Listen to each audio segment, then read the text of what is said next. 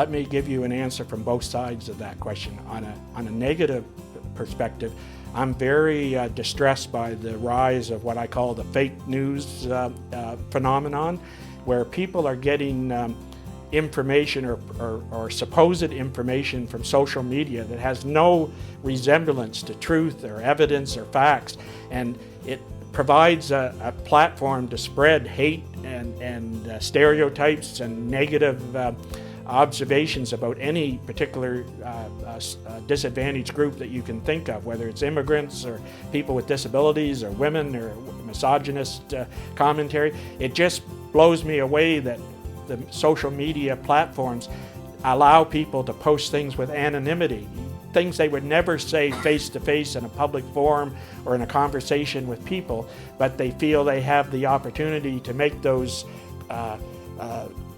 serious statements and negative statements and doing it online. And I think, again, it reaches out to people who don't take the time to read a newspaper, to read a book, or to have a conversation or debate with people who have different points of views in order to come to a better consolidated outcome, as opposed to people who only talk to people of like minds.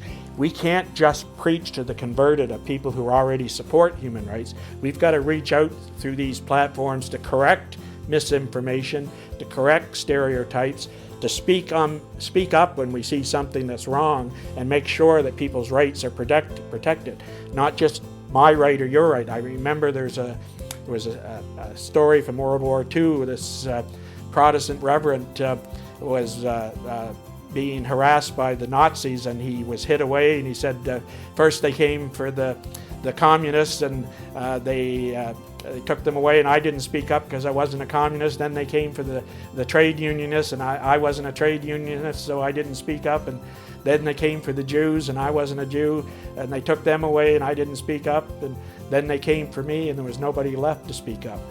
So I believe we all have an obligation and a duty to be loud, not confrontational or adversarial, but to be informative, educational, and to be positive.